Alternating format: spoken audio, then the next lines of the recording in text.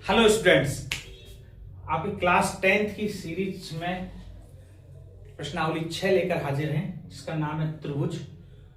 इसको कैसे पढ़ना, थोड़ा सा इसको डीपली पढ़ेंगे अपन, और ये आगे तक आपके काम आएगा। बहुत अच्छी प्रश्नावली है। देखें अपन त्रिभुज के बारे में क्या क्या जानते हैं। कुछ ऐसी नॉलेज जरूर मिलेगी जो आप पहले कभी नहीं आपने ली होगी त्रिभुज के बारे में। तो पहले त्रिभुज का अपन इंट्रोडक्शन देखें कि त्रिभुज क्या चीज है, त्रिभुज को कैसे कहते हैं। तीन भुजाओं से घिरी आकृति, ये तो आपको सबको पता है कि तीन भुजाओं से त्रिभुज जो डेफिनेशन है वो क्या है।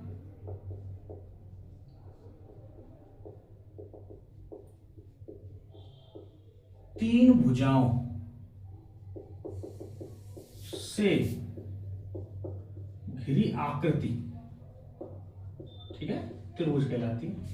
ये त्रिभुज की फर्स्ट नंबर की डेफिनेशन कि भाई ये त्रिभुज होता है। और क्या क्या होता है त्रिभुज में? त्रिभुज में मेन चीज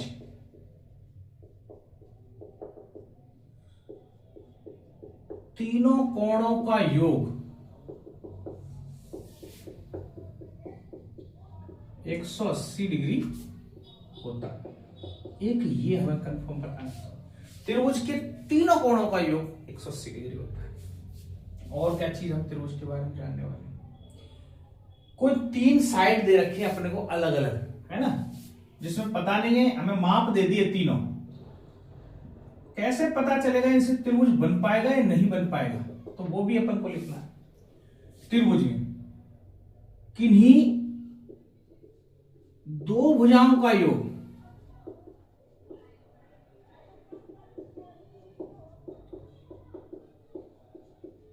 तीसरी से सदैव अधिक होता है। यदि ये शर्त फुलफिल हो रही है तो ही वो त्रिभुज है। यदि इन शर्तों में से कोई चीज फुलफिल नहीं हो रही, इसका मतलब वो त्रिभुज नहीं है। जैसे मैंने बोला तीन भुजाओं से घिरी आकृति। अब किसी ने बोल दिया भैया ये भाई भुजाएं आपकी 6, 5, 11, बताओ इनसे कैसा त्रिभुज बनेगा? किसी ने ऐसे बोल दिया। तो तीन भुजा तो दे रखी हैं, बोले तीन भुजा दे रखी हैं, त्रिभुज हो जाएगा। तीनों कोणों का योग हमें पता नहीं चलेगा जब तक त्रिभुज नहीं बनाएंगे। पहले ये पता चले त्रिभुज है कि नहीं है। सबसे इंपॉर्टेंट बात यह है, इसको देखें तो किन्हीं दो भुजाओं का योग तीसरी से सदैव अधिक होता है। मतलब दो भुजाओं का योग करो, 6 और 5 11, क्या तीसरी से ज्यादा है? नहीं, बराबर आ गया। इसका मतलब इन तीन भुजाओं से कभी भी त्रिभुज नहीं बन सकता। तो इसका क्या मतलब है, कैसे है अपन देखें। देखो, यदि मान लो त्रिभुज कोई बनाए हम, और ये ए, बी और सी इसका नाम है, तो इसमें ए के सामने वाली भुजा ए होती है, बी के सामने वाली भुजा स्मॉल बी, सी के सामने वाली भुजा स्मॉल सी, ऐसा कहते हैं। तो इसका मतलब यह है कि ए प्लस बी का जो योग है हमेशा सी से अधिक होगा, बी प्लस सी का योग है हमेशा ए से अधिक होगा, और ए प्लस सी का जो योग है हमेशा बी से अधिक होगा। एक तो ये बात पता चलेगी। यहां से एक चीज और पता चलेगी आपको। देखो, ये चीजें आपको पता होना चाहिए, आपके बुक में नहीं दे रखी। इस चीज के बारे में अपन पूरा चीज पढ़ेंगे। तो देखिए a plus B is greater than C, तो क्या मैं b को उधर ले जाऊं तो क्या बनेगा? a is greater then c minus b। मतलब कोई भुजा दो भुजाओं के अंतर से अधिक होता है एक भुजा का मान, ये भी आपको पता होना चाहिए। जैसे त्रिभुज में क्या स्थिति बनती है, तीसरी वाली,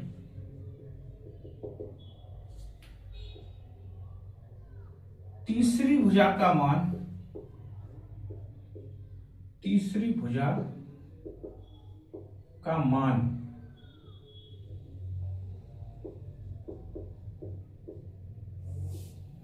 हमेशा दो भुजाओं के अंतर से अधिक होता है। दो भुजाओं के अंतर से अधिक होता है। इसका क्या मतलब है, इससे कैसे पता चलेगा? जैसे मान लो कोई दो भुजा दे दी जाए, कहीं भी कोई ऐसे भुजा दे दी गई कि साहब 7 है और एक 12 है, ये दो भुजा है, तीसरी भुजा है x, तो x का क्या मान संभव है? तो आप लिखें 4, b लिखें 5, c लिखें 8 और d लिखें ABCD और d लिखेंगे अपन 0 तो कोई नहीं हो सकती, मान लो कुछ भी लिख देते हैं, कोई अलग से एक मान लिखते हैं, मान लो 3, ऐसे लिख दिया आपने। तो आपको ये तीसरी भुजा क्या संभव है, क्या हो सकती है, तो आपको ये एक तो पता होना चाहिए। तो तीसरी भुजा है, इन दो भुजाओं का डिफरेंस कितना है? 5, तो 5 से अधिक होगी डेफिनेटली, 3 नहीं हो सकता, 4 नहीं हो सकता, 5 भी नहीं हो सकता। तो जो मान होगा ये हो सकता है, जरूरी नहीं है लेकिन हो सकता है। उसमें ये पूछा जाएगा x का मान क्या संभव है, तो 8 संभव है x का मान। ठीक है, तो ऐसे आपको पता भी चलना चाहिए, इस शर्त की वजह से आप ये बात पता कर पाओगे कि तीसरी भुजा का मान हमेशा दो भुजाओं के अंतर से अधिक होता है। ठीक है, बहुत इंपॉर्टेंट बातें ये 4, आपको ये पहले 4 बातें लिखें, फिर अपन आपके त्रिभुज से संबंधित सिलेबस है उस पर आते हैं, उतारो।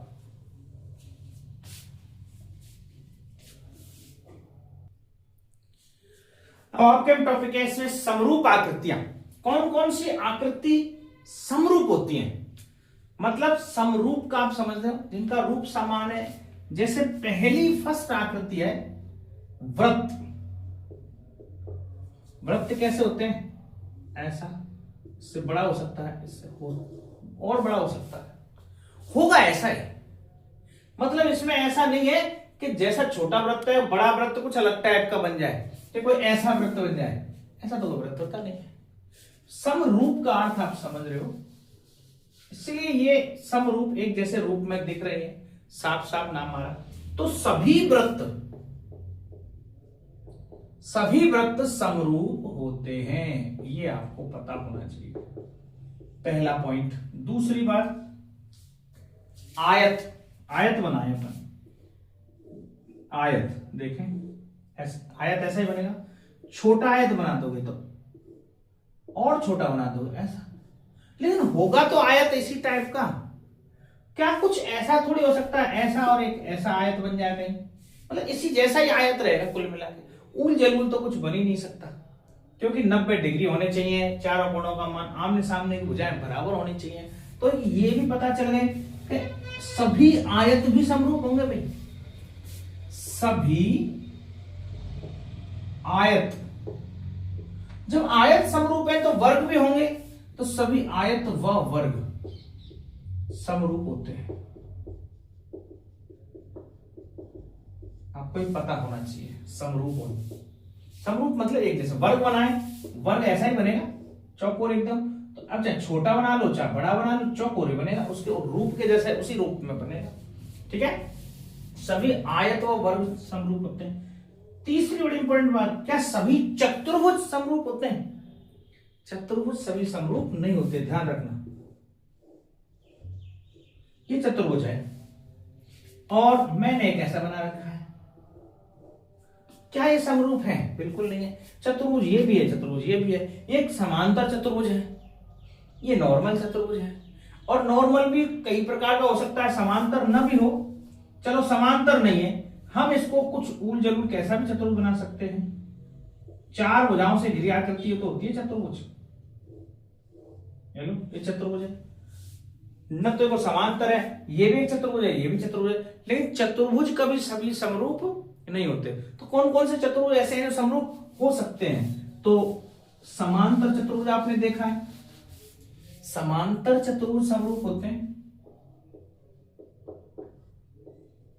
समांतर चतुर्भुज व समचतुर्भुज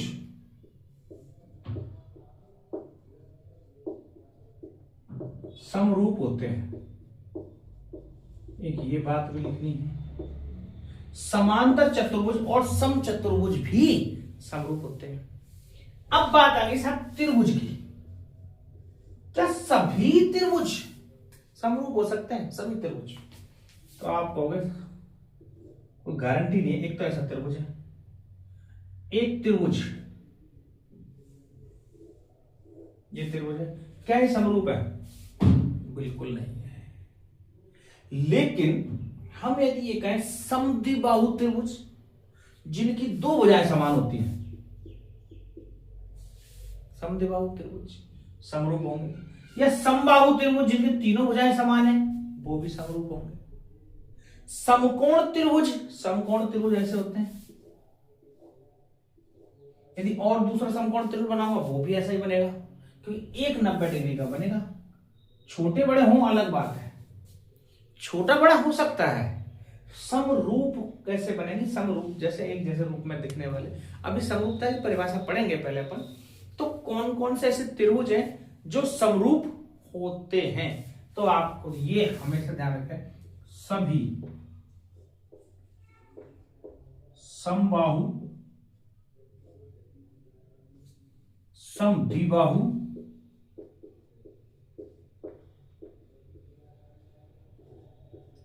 एवं समकोण त्रिभुज समरूप होते हैं।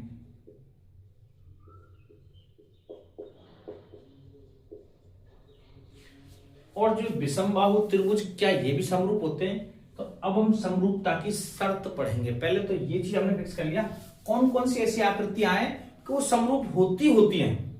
तो सभी तो वृत्त समरूप होते हैं, सभी आयत व वर्ग भी समरूप होते हैं। समान चतुर्भुज समचतुर्भुज कहीं बना हुआ है तो वो भी समरूप ही होगा, एक जैसा दिखेगा। सभी समबाहु, समद्विबाहु और समकोण त्रिभुज, समकोण त्रिभुज में छोटा बड़ा हो सकता है। अब ये है कि समरूप की सभी समकोण त्रिभुज समरूप होंगे या नहीं होंगे, तो कुछ शर्त हैं, पर्टिकुलर शर्त हैं, उनको फुलफिल करेंगे तो समरूप होंगे। तो हम यहां से समकोण त्रिभुज को हटा सकता हूं। इसमें क्या है, थोड़ा सा एक समबाहु और समद्विबाहु को लिख लेते हैं। समबाहु और समद्विबाहु त्रिभुज समरूप होते हैं। समकोण त्रिभुज हटा देता हूं, क्योंकि समकोण में ऐसा हो सकता है, ये रहा, ये समकोण त्रिभुज है, ये भी समकोण त्रिभुज है, समरूप दिख जरूर रहा है, लेकिन इसकी एक शर्त है पर्टिकुलर कि इनका आपस में अनुपात भुजाओं का यदि बराबर होगा तो ही होंगे, यदि भुजाओं का अनुपात बराबर नहीं है तो फिर नहीं होंगे। और इसमें तो बराबर होना ही होना है, क्योंकि दो भुजाएं तो बराबर होंगी। समबाहु में तीनों भुजाएं समान होती हैं, तो दूसरे त्रिभुज की भी तीनों भुजाएं समान होंगी। अब इसमें दो भुजाएं तो बराबर होती हैं समद्विबाहु में। समबाहु, इस समद्विबाहु का भी एक सीन आएगा, सुनो। अब देखो जरा, यहां भी एक कम करूंगा, इस तरीके से आपको बता रहा हूं, देखने में आपको ऐसा लग रहा है सारी चीजें। तो देखो, ये समबाहु त्रिभुज जो होता है ये ऐसा बनेगा, और बना देंगे बड़ा, वो ऐसा बनेगा, लेकिन एक जैसा बनेगा। लेकिन समद्विबाहु की बात करें तो यहां देख लेते हैं क्या ये समरूप होते हैं। मैं लिख तो दिया, इसको देखते हैं, प्रूफ तो करें। तो ये दो भुजा बराबर है भाई, ऐसा है, एक ऐसा है, ये दोनों भुजाएं बराबर है। क्या ये त्रिभुज और ये त्रिभुज आपस में समरूप जैसा दिख रहा है? कुछ नहीं दिख रहा है आपको? तो ये भी ध्यान रखना है, हर समद्विबाहु त्रिभुज बराबर नहीं होगा, कुछ शर्तें हैं। इसलिए एक चीज और कम हुई, ये मैं जानबूझ के आपको ऐसे देखते, सभी समबाहु त्रिभुज ही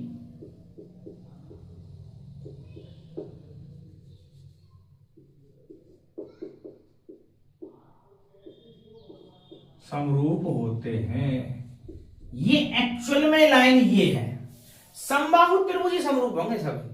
समद्विबाहु और समकोण लगेंगे जरूर समरूप जैसे, लेकिन वो समरूप सभी नहीं होंगे। कुछ कंडीशन अब हम पढ़ेंगे समरूपता की शर्त। तो भाई कौन से समद्विबाहु, आपने तो लिखा था अभी, समद्विबाहु भी होते हैं और समकोण भी होते हैं, अब क्यों मिटा दिए? तो कुछ वो शर्तें हैं पर्टिकुलर, उन शर्तों के बारे में पढ़ेंगे अपन, तब पता चलेगा कि समरूप होंगे या नहीं। कैसे? ठीक, उतारें वो बात हम। हाँ, अब देखते हैं त्रिभुज की समरूपता की शर्त। त्रिभुज की समरूपता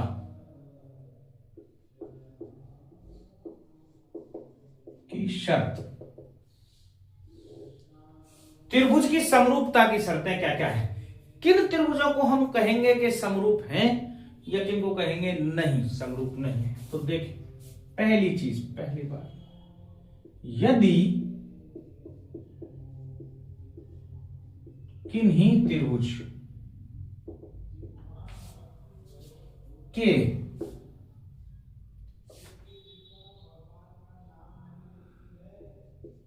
तीनों कोण बराबर हो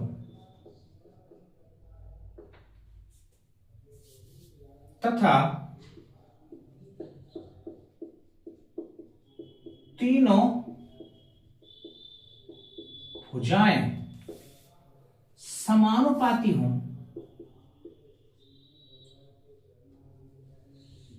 समानुपाती,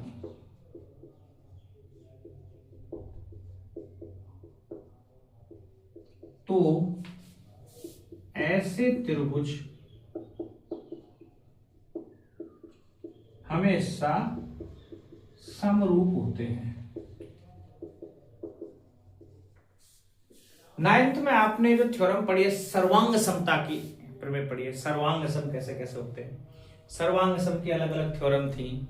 दो भुजा एक कोण बराबर हो, उनके दो भुजाएं बराबर हो और उनके बीच का बनने वाला कोण बराबर हो, या दो कोण बराबर हो उनके बीच की भुजा बराबर हो, या समकोण त्रिभुज में क्या बताया था, RHA, एक समकोण त्रिभुज में हाइपोटेनस बराबर हो, एक एंगल बराबर हो, या हाइपोटेनस बराबर हो, एक साइड बराबर हो, या तीनों भुजाएं बराबर हो जाएं। ये 5 थ्योरम है सर्वांग समता की। ऐसे इस समरूपता की 2 बातें, तीनों कोण बराबर और भुजाएं समानुपाती, तो वो समरूप कहलाएंगे।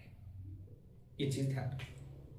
अब इन दोनों में से यदि कोई एक बात सही है, मान लो यदि, अब हमें ये चीज समझनी है, जरा मैं बताऊं। जैसे एक त्रिभुज है, मैंने ऐसे दे रखा है, ये 40 डिग्री है, 60 डिग्री है, ये 80 डिग्री है, ऐसा दिया हुआ है। अब एक त्रिभुज कोई और बना हुआ है, 40, 80, 60। मुझे ये पता है इन दोनों त्रिभुजों के तीनों कोण बराबर हैं, अलग अलग बराबर है, बोले जरूरी ये वाला यही हो, कहीं भी हो सकता है। यदि दोनों त्रिभुजों के तीनों कोण बराबर हैं, इनमें से एक बात सही है, तीनों कोण बराबर है, तो दूसरी ऑटोमेटिक सही होगी कि तीनों भुजाएं भी समानुपाती होंगी। ठीक है, तो तीनों भुजाएं भी समानुपाती होंगी, ये बात जरूर सत्य होगी। तो इसका एक नोट करके अपन लिखेंगे। अरे आज यहाँ पड़ोस में भागवत हो रही है और वो मुझे डिस्टर्ब कर रही है, इस चक्कर में आपके 2 क्लास से पहले ही 2 दिन बड़ा नहीं हो पाया, फिर शादियों का सीजन है। देखो कुछ आवाज आपको पीछे से आ रही होगी, पर मेरी आवाज बुलंद है, आप तक जरूर पहुंचेगी। तो देखें आप पढ़ने, हम डिस्टर्ब नहीं होना चाह रहे, तो मैं जो लिखना चाह रहा हूं और आपकी बात यदि समझ आ रही है तो बिल्कुल जरूर है कि नोट, यदि दोनों में से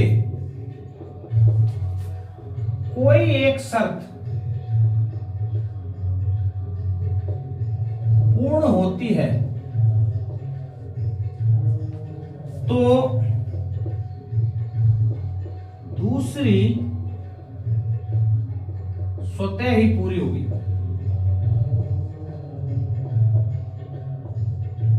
ठीक है, ये 2 बातें, भुजाएं समानुपाती हो और कोण बराबर हो। जब भुजाएं समानुपाती कोण बराबर, इसका मतलब वो दोनों त्रिभुज समरूप हो जाएंगे, ये बात तो तय। तो समरूपता की 2 शर्तें हैं, लेकिन दोनों में से यदि कोई एक शर्त भी पूरी हो रही है तो दूसरी ऑटोमेटिक पूरी होती है। यदि आप भुजाएं समानुपाती दे रखी होती, भुजाओं का समानुपात होना देख लो, समझ लो, 2 और मान लो 4 और 6 ऐसी कोई ये साइड है, और यहां पे दे रखा है 4 8। तो हमें पता है भाई किस हिसाब से, जैसे 40 और 60 के बीच में 4 है, 80 और 60 के बीच में यहां 8 है। तो ये 80 और 40 ये वाली भुजा, इसका ये दुगना है, इसका ये दुगना है, तो इसका ये भी दुगना होगा। ये समानुपाती होने की शर्त है। तो यदि एक बात कोई सत्य है तो दूसरी स्वतः ही सत्य होगी। ये बात और आपको समझनी है, समरूपता की यही एक मुख्य शर्त है। उतार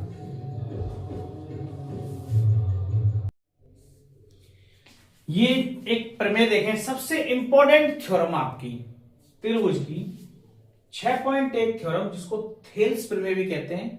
ये थेल्स नामक एक गणितज्ञ थे, इन्होंने इसके बारे में जांच किया। इन्होंने बताई ये बात कि भाई यदि किसी त्रिभुज की एक भुजा के समांतर अन्य दो भुजाओं को भिन्न भिन्न बिंदु प्रतिच्छेद करने के लिए रेखा खींची जाए, तो वो अन्य दो भुजाओं को एक ही अनुपात में विभाजित करती है।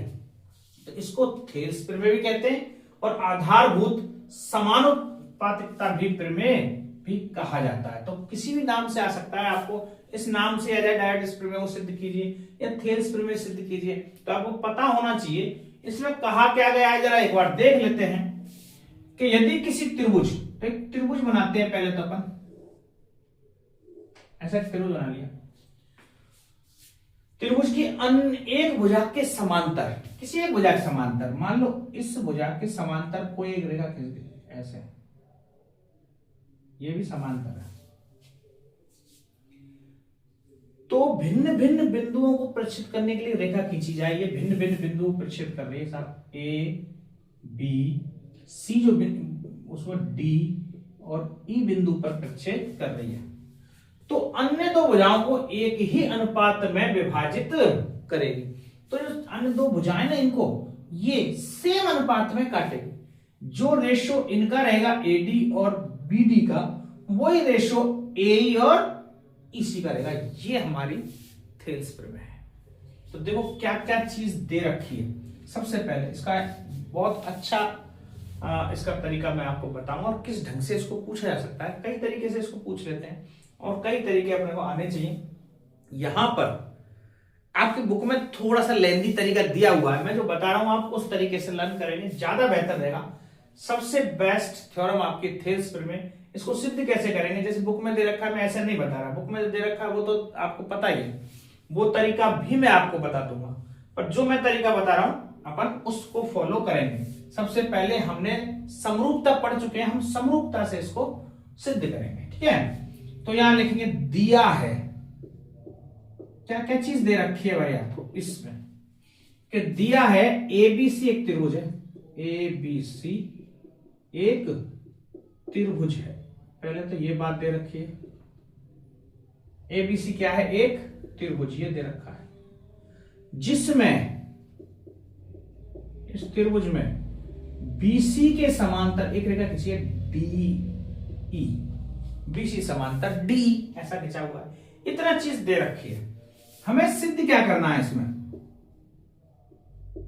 सिद्ध करना है। सिद्ध क्या करना चाह रहे हैं, सिद्ध करना चाह रहे हैं कि जो एडी ऐसा बोला गया, एडी बटे जो डीबी है वो बराबर होगा एई बटे ई सी, इसके बराबर होगा, ऐसा हमें सिद्ध करना है। तो आपकी बुक में जो तरीका दे रखा है उसमें तो एक रचना भी करनी पड़ेगी, लेकिन हम इसको विदाउट रचना डायरेक्ट ही हल कर दें। तो तीसरा जो पॉइंट है वो लिखेंगे उपपत्ति।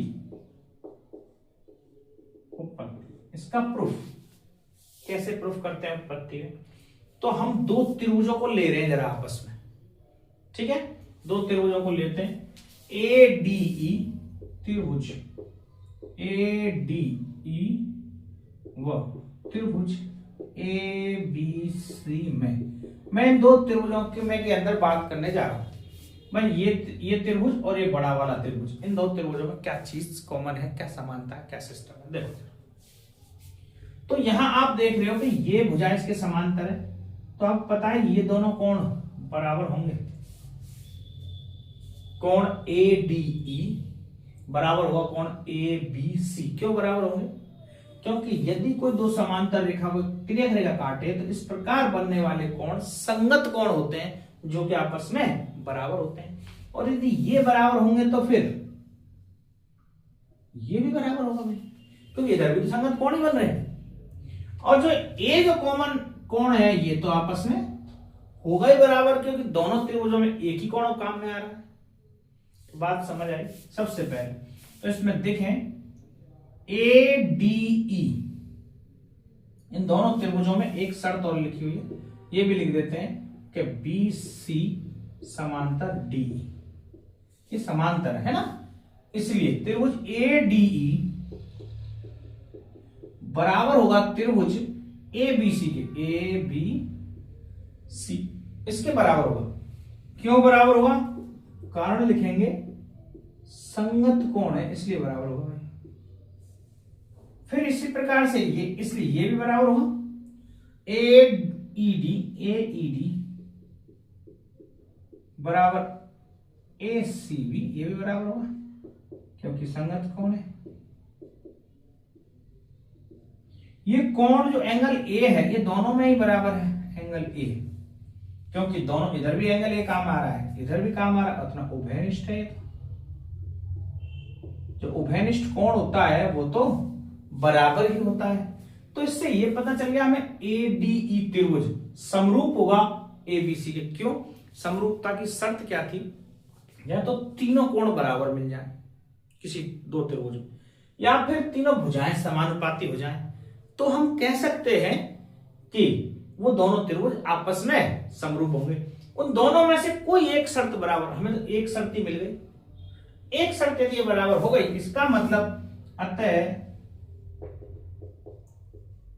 समरूपता प्रमेय से, समरूपता प्रमेय क्या कहती है कि त्रिभुज ADE जो ये त्रिभुज है समरूप होगा। ऐसा समरूप का साइन है, सर्वांगसम का साइन, इसके दोनों नीचे डंडे आ जाते हैं। सर्वांगसम का अर्थ सारे अंग समान, मतलब कोण भी समान, भुजा भी समान, सब कुछ समान, तो वो सर्वांगसम। लेकिन इसमें केवल कोण बराबर है, भुजाएं बराबर नहीं है। तो ADE समरूप होगा ABC, ये बात हमने प्रूव कर दी। अब समरूपता की मैंने एक बात बताई थी, नोट में उसमें लिखा था कि यदि कोई दो त्रिभुज समरूप है और उनके जैसे कोण बराबर है, तो ये बात भी तय हो गई कि उनकी भुजाएं समानुपाती होंगी। समानुपाती कैसे होंगी? इसीलिए जब ये बात सही है, क्योंकि समरूप सिद्ध हो चुके हैं, समरूप होंगे। यदि ये समरूप है तो फिर ये बात तय हुई कि जो इसकी एक भुजा, कैसे पता चलता है उदाहरण को, ये AD, ये भुजा हमेशा इसके समानुपाती होगी। DE, ये भुजा BC के समानुपाती होगी। AE, ये भुजा AC के समानुपाती होगी। ये भी तय है, इसका सिस्टम है। जैसे ADE, A कोण A के बराबर, D कोण B के बराबर, E कोण C के बराबर। ये भी ध्यान रख लें, समरूपता को लिखने का एक पर्टिकुलर ऑर्डर है। हम ऐसे नहीं लिख सकते ADE और ACB, कुछ भी लिख दे इस त्रिभुज को ना। यहां AD लिख दिया तो A के बराबर में A वाला ही कोण चाहिए, D के बराबर में D वाला ही कोण चाहिए, CE के बराबर में जो जिसके बराबर है वो कोण चाहिए। तो उसी से ये भुजा भी बनती है, AD इधर वाली, AB इधर वाली, DE इधर, BC इधर, AE इधर वाली, AC। तो हमें कौन कौन सी भुजा चाहिए? सिद्ध तो ADDB करना है, ये और ये चाहिए।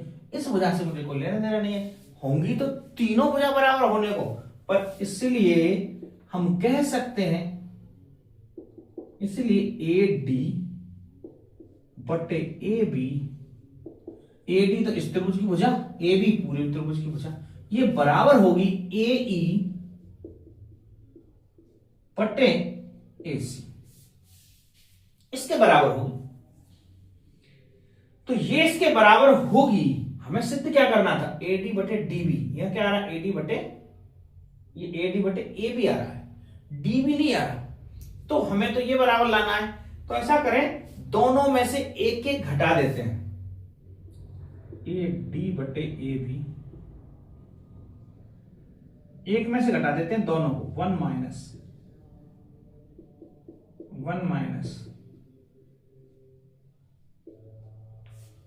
दोनों को हमने एक में से घटा दिया, क्योंकि अपन जानते हैं समीकरण जो इक्वल कोई चीजें होती हैं उसमें कुछ भी दोनों साइड में जोड़ा जा सकता है, कुछ भी घटाया जा सकता है, किसी चीज से भी गुणा किया जा सकता है, दोनों बराबर है।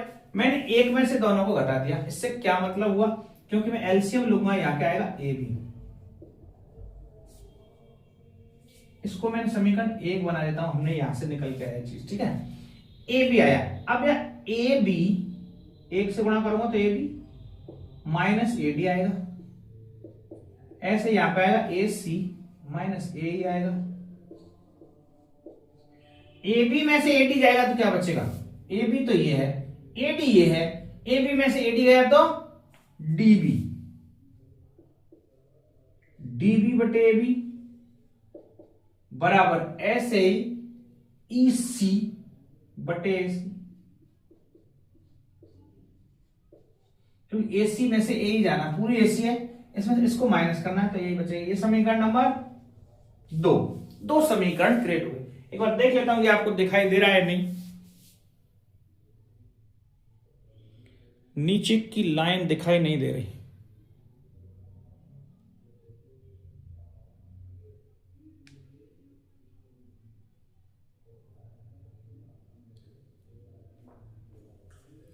ये नीचे वाली लाइन अब देखो आपको दिखाई दे रही होगी। तो समीकरण 1 और समीकरण 2 बन चुके हैं, तो समीकरण 1 में समीकरण 2 का भाग देने पर हम भाग दे देते हैं समीकरण 1 में,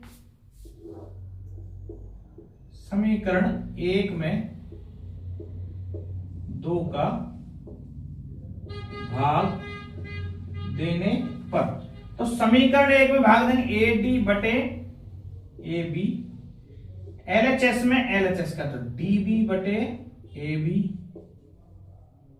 बराबर होगा ए ई बटे ए सी बटे ई सी बटे ए सी।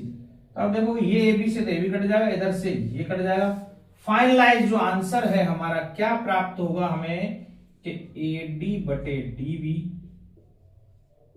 बराबर ए ई बटे ई सी। यही सिद्ध करना था, इते सिद्धम, ठीक है। ये आपके ये थ्योरम प्रूव हो गई। हमने समरूपता प्रमेय से इसको सिद्ध किया है, और समरूपता प्रमेय आपके सिलेबस में है, इसलिए मैंने वो प्रूव कर दिया, क्योंकि आपके बुक में इसको अलग तरीके से प्रूव करना दिखाया गया है। मैं वो तरीका भी आपको बताऊंगा कि उससे भी कैसे प्रूव करेंगे। एक बार आप ये होता है,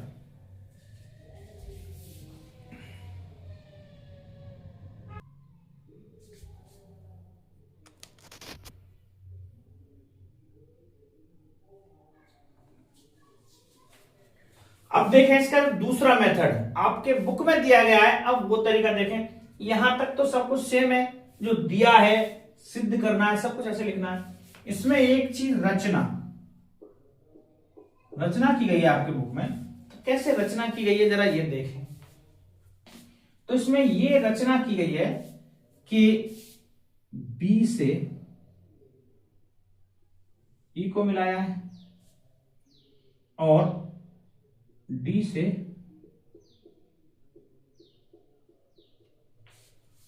इसको मिलाया है सी को, ठीक है, इन दोनों को मिलाया गया, और ई से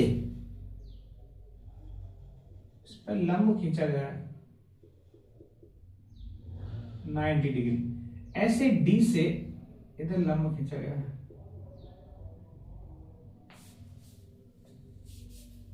क्या क्या काम किया गया है इस रचना में देखें जरा एक बार, कि बी को ई से मिला रखा है, सी को डी से मिला रखा है, और यहां दो लंब खींचे, ई से इस ए डी पर और डी से इस ए पर, ऐसे लंब खींचे गए। ऐसा क्यों किया गया है, क्या कारण है, वो चीज अपन अभी देख लेते हैं। तो इसमें क्या है सिस्टम कि त्रिभुज ए डी बी ई, इसका क्षेत्रफल निकालना है दरअसल हमें। और ऐसे ही त्रिभुज डीई सी, इसका क्षेत्रफल निकालना है। क्षेत्रफल क्यों निकाल रहे हैं अपन? क्योंकि दो समांतर रेखाएं और इनके बीच बने त्रिभुजों का क्षेत्रफल हमेशा बराबर होता है, ऐसा हमें पता है। तो त्रिभुजों, ये दो समांतर रेखा, उनके बीच में कितने ऐसे त्रिभुज बनाते हैं, क्षेत्रफल उनका आपस में बराबर होता है, क्योंकि उनका बेस सेम होता है दरअसल, है ना, बेस सेम होता है। जैसे यहाँ इसका देखो, इसका बेस सेम है, ये इसके लिए भी ये मान लो बेस सेम है, लेकिन हाइट अपन देखेंगे, इसकी ये हाइट है और इसकी ये हाइट है, इन दोनों से गुणा करते हैं तो अपने आप अभी पता चल जाएगा क्या सिस्टम है, कैसे करेंगे। तो इसके लिए हमने देखो क्या क्या किया है, रचना की है बी व सी को ई व डी से मिलाया। एक तो हमने ये रचना की है, मतलब रचना क्या होती है, जब हम कोई खुद से अपनी मर्जी से कोई कार्यस्थानी करते हैं किसी क्षेत्र में, वो रचना कहलाती है, ये समझ लो। हमने अपनी मर्जी से इसको ऐसे बना दिया, ये कर दिया, ये लंब डाल दिया, ऐसा, इसको अपन रचना कह रहे हैं। तो बी व सी को ई व डी से मिला दिया, तथा और क्या काम किया भैया, हमने कुछ लंब डाला है। तो किस पे कैसे क्या लंब डाला है, तो इस पे देखो इन लंबों के भी नाम लिखने पड़ेंगे, फिर P और या Q कुछ भी लिख दो। तो यहां पे EP जो लंब है वो AD लिख दो या AB लिख दो, पूरी लाइन पे लंब है वो, तो ऐसी कोई व्यू नहीं है।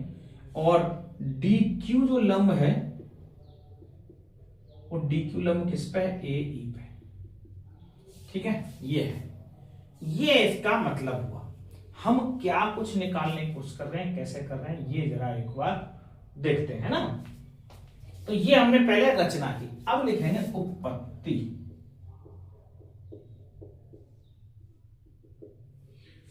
तो उत्पत्ति में क्या करना है, कैसे अंदाजा लगेगा, क्या करें, हमें अभी बताया कि त्रिभुज का क्षेत्रफल निकालना है दरअसल। तो कौन से त्रिभुज का क्षेत्रफल निकालें, क्या निकालें, कैसे करें, तो ये चीज एक बार मैं आपको बताऊं। तो कौन सा आधार और क्या ऐसा बनेगा सिस्टम, तो देखें, यदि त्रिभुज DEB का क्षेत्रफल निकालूं मैं, इनका क्या निकालें अपन, क्षेत्रफल निकालें आपस में, तो क्या आधार लें, क्या ऊंचाई लें, कैसे आधार, इसको आधार माने आधार 1/2 आधार गुणा ऊंचाई क्या होगी इसकी PE, क्योंकि यदि कोई ऐसा त्रिभुज है, ध्यान समझना, ऊंचाई कैसे निकालते हैं, फिर से बजने लग गया, गड़बड़ हो गई। जैसे यदि ये आधार है किसी त्रिभुज का, तो ऊंचाई कैसे निकालेंगे, सम्मुख जो शीर्ष है उससे भुजा पे सामने वाले पे लंब डालते हैं, ऊंचाई तभी तो निकलेगी, ये ऊंचाई। आप सोचो ऐसे डाले, ये ऊंचाई नहीं होती, कभी तिरछी कभी ऊंचाई नहीं होती है। ऊंचाई का मतलब सीधा नापते हैं लंबवत, तभी तो ऊंचाई निकलेगी। तो ये इसकी ऊंचाई कहलाएगी, ठीक है। तो बस ये बात आपको थोड़ा समझना, इसलिए हमने इसमें ये रचना की है। तो देखो अब इसकी उत्पत्ति चालू करते हैं, थोड़ा सा लेंथी पड़ेगा। एक बार देखो कौन कौन से त्रिभुज की कैसे क्षेत्रफल निकालना है, क्या करना है। तो मैंने बताया पहले आप यहाँ ADE, इस त्रिभुज क्षेत्रफल निकाले जा रहा है एक बार। त्रिभुज ADE का क्षेत्रफल बराबर 1/2 आधार, इसमें इसको आधार मानेंगे AD को, क्यों, मुझे AD याद लाना है, आधार इंटू ऊंचाई PE आ गया, ठीक। अब इसी के बटे दूसरा DBE का क्षेत्रफल निकालें। त्रिभुज DBE का क्षेत्रफल, इसका क्षेत्रफल निकालो 1/2। यहां आधार देखो जरा, इसको DB को मानेंगे, DB। ऊंचाई कौन सी रहेगी, यदि आधार ये हुआ तो ऊंचाई PE, और ये वाला समीकरण नंबर 1 बनेगा। अभी काट के बनाएंगे, है ना। तो इन दोनों का क्षेत्रफल 1/2 से 1/2 कट गया, पी से पी कट गया, क्या निकल के आया सामने? त्रिभुज ADE का क्षेत्रफल बटे त्रिभुज DBE का क्षेत्रफल बराबर AD बटे DB। ये समीकरण नंबर 1 हुआ। ठीक है, अब इसी प्रकार से इधर चलते हैं, इस साइड में ADE का क्षेत्रफल फिर से लिखें, त्रिभुज ADE का क्षेत्रफल बटे त्रिभुज, यहां देखेंगे DEB लिया था, अब DEC का क्षेत्रफल। तो इसका ऊपर वाले का आएगा 1/2 आधार। पहले हमने इसको आधार माना था, हमको इसके आधार मान लेंगे AE। यदि AE आधार माना तो ऊंचाई DQ हो गई, और इसके लिए EC को आधार मानेंगे 1/2, और ऊंचाई जब आधार ये रहेगा तो ऊंचाई DQ। DQ से DQ क्या, 1/2 से 1/2 क्या, तो यहां त्रिभुज ADE का क्षेत्रफल बटे त्रिभुज DEC का क्षेत्रफल बराबर होगा AE बटे E। ये समीकरण नंबर 2 हो गया। अब यहां देखें समीकरण 1 और 2 को, तो यहां ADE है, यहां ADE है, लेकिन ये तो दोनों त्रिभुज अलग अलग है। ये दो त्रिभुज अलग अलग क्यों है हमें पता है, तो यहां लिखेंगे चूंकि दो समांतर रेखाओं के बीच बने एक ही आधार पर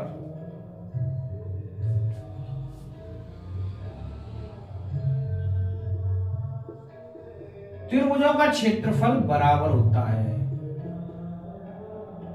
त्रिभुजों का बराबर होता है, ये मैंने आपको पहले बता दिया था कि एक ही आधार DE है, इसी से तो ये त्रिभुज बन रहा है, इसी से ये त्रिभुज बन रहा है, और दो समांतर रेखाओं के बीच बने हुए हैं। तो मतलब ये इससे ये पता चल गया कि त्रिभुज DEC बराबर है, इनका क्षेत्रफल है जो बराबर है त्रिभुज DEB का, इसके बराबर है। तो यदि ये त्रिभुज और ये त्रिभुज बराबर हो गए तो समीकरण 1 व 2 की तुलना करने पर जब इनका LHS साइड बराबर है पूरा पूरा, ऊपर तो AD इधर है, ये दो त्रिभुज अलग अलग आ रहे थे, ये भी आपस में बराबर है, इसका मतलब समीकरण 1 व 2 की तुलना करने पर, हम तुलना करेंगे, कंपेयर करेंगे आपस में, तो पाएंगे जब इनका LHS बराबर है तो RHS बराबर होगा। इसका मतलब AD बटे DB ये बराबर होगा AE बटे EC। ये हमें सिद्ध करना था, इति सिद्धम। ये बहुत इंपॉर्टेंट प्रमेय, इसलिए मैंने दो तरीके से ये सेकंड मेथड यूज कर लिया जो आपकी बुक में दे रखा था। मैंने अपने मेथड से आपको फर्स्ट मेथड बताया, वो तरीका आप दोनों से किसी से भी करोगे गलत कहीं भी नहीं होगा। ऐसा नहीं कह सकते कि वो बुक में नहीं दे रखा तो उससे, क्योंकि समरूपता तो दे रखी है बुक में और हम समरूपता का यूज कर रहे हैं, तो बस तो कोई ऐसा दिक्कत नहीं है कि वो चीज गलत है। हाँ ये बात हो रहा है समरूपता आपके इससे बाद में दे रखी है, लेकिन हम पढ़ पूरा ही समरूप त्रिभुज ही रहे सारा कुछ, ठीक है। तो ये एकदम सही है, बहुत ही इंपॉर्टेंट प्रमेय। आज के लिए इतना ही, अब बाकी इससे संबंधित सवालों की तरफ बढ़ेंगे नेक्स्ट क्लास में। धन्यवाद।